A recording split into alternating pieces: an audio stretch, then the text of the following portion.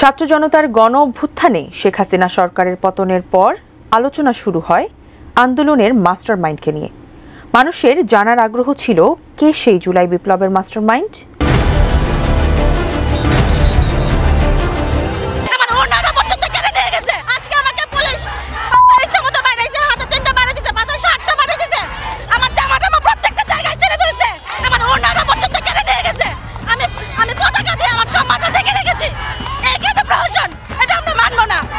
আপনার দ্বিধা লাগছে না ভাবতে যে শহীদদের রক্তের উপরে দাঁড়িয়ে আপনি বেমানি করছেন?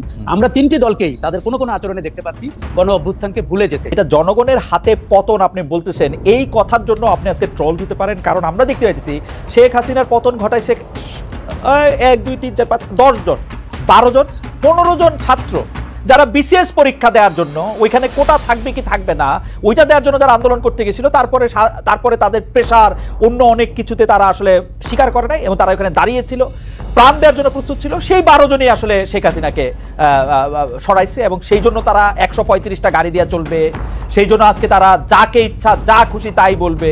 মানে এইটারে আপনি আসলে কি হয় দেখেন, 24 আর 71 মিলায়া একটা কাহিনী করবে, যেটা ইচ্ছা সেটা তারা করতে থাকবে। এটা কেমন কথা? আমাদের দেশে হবে সেই ছেলে কবে, কথায় না বড় হয়ে কাজে বড় হবে, এমন রোমাঞ্চকর ছড়া যেমন ছোটবেলায় বইয়ের মধ্যে পড়েছি ঠিক তেমনই ঘটেছে এবার এই সোনার বাংলাদেশে। হ্যাঁ দর্শক, ভিডিওটি দেখতে থাকুন, থাকছে বিস্তারিত। বাংলাদেশে জুলাই আন্দোলনের সময় যখন ছাত্র জনতার পাশে ছিল দেশের নানান পেশার জনগণ, কিন্তু সেই দেশের জনগণে এবার ছাত্র জনতার বিপক্ষে কথা বলছে।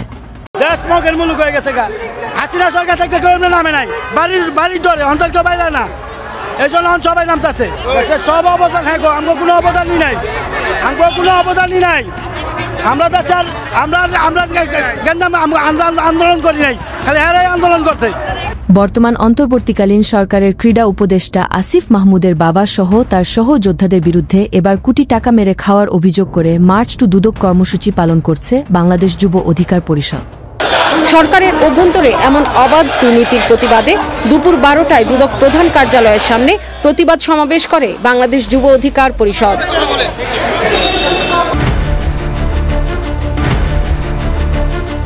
সেই সাথে আওয়ামী লীগকে নিষিদ্ধের দাবিতে ছাত্র জনতার মিছিলে যাদেরকে এই মিছিলে ডেকে আনা হয়েছে তারা নিজেরাও জানে না সেই মিছিলে তারা কেন এসেছে।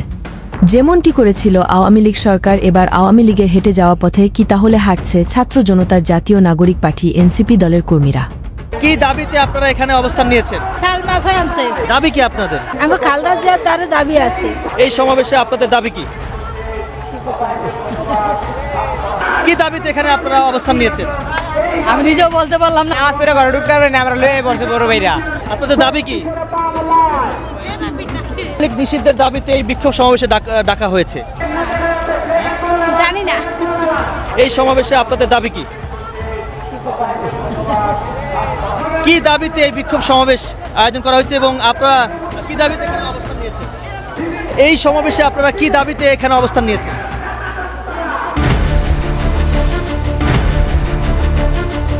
এমন মন্তব্য ঘুরপাক খাচ্ছে দেশের সাধারণ মানুষের মনে, যা মিডিয়ায় প্রকাশ্যে আসে। আপনাদের এই যে আওয়ামী লীগের নিষিদ্ধের দাবিগুলো কি মানে কেন আওয়ামী লীগকে নিষিদ্ধ করা? এখানে যে নির্যাতন হচ্ছে, আগে তো এরকম নির্যাতন হয়নি। এখানে যে চিন্তাকারী হচ্ছে, এখানে আগে তো চিন্তাকারী হয়নি। কেন হচ্ছে এগুলো? কি দরকার হচ্ছে? আমরা নিরাপদ চাই। কি দাবিতে আপনারা এখানে অবস্থান নিয়েছেন? সালমা ফ্রান্সে দাবি কি আপনাদের? আমরা খালদা জিয়ার তার দাবি আছে। এই সমাবেশে আপনাদের দাবি কি? এই কি তাহলে দ্বিতীয় স্বাধীন দেশ, যেখানে চলতে গেলে আন্দোলন, খেতে গেলে আন্দোলন, ঘুরতে গেলে আন্দোলন? এত আন্দোলন হলে দেশের সাধারণ মানুষের কর্মস্থানের যে ক্ষতি হচ্ছে সেদিকে কি কারো নজর আছে? তাই তো দেশের মানুষ এবার রাগ হয়ে ছাত্র জনতাকে দোষারোপ করছে যে আমরা আগেই ভালো ছিলাম। যদি এই সরকার এ পথে হাঁটে, শেখ হাসিনা যেভাবে পালিয়েছে এই সরকার সে পথে পালাতে হবে। আমি মনে করি যে হাসনাত আব্দুল্লাহ এবং সাদির যে কথা বলেছে তাদের মধ্যে ম্যাচুরিটি নেই। আমরা কিন্তু আগেই ভালো ছিলাম, দেশে আইনের শাসন নাই, তা চিন্তাই রাহাজানি সারা বাংলাদেশটা ভরে গেছে। এরকম বাংলাদেশ আমরা চাই না। আমরা ভালো থাকার জন্য আন্দোলন সংগ্রাম করছি, কিন্তু আমরা ভালো নাই, আমরা আগেই ভালো ছিলাম। পরিশেষে এনসিপির সমাবেশে বিশাল মিছিলে একটুর জন্য নিজের জীবন বেঁচে ফিরেন এনসিপির উত্তরাঞ্চলের মুখ্য সংগঠক সার্জিস আলম।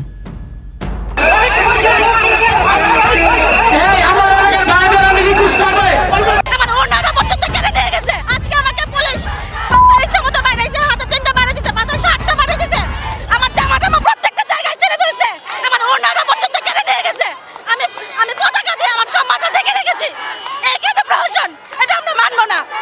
এতক্ষণ আমাদের সাথে থেকে ভিডিওটি শেষ পর্যন্ত দেখার জন্য আপনাকে অসংখ্য ধন্যবাদ। আপনি চাইলে আপনার মূল্যবান মতামত আমাদেরকে কমেন্ট করে জানিয়ে দিতে পারেন। আমরা আপনার সেই মহামূল্যবান কমেন্টের রিপ্লাই দেওয়ার জন্য সর্বদা চেষ্টা করব।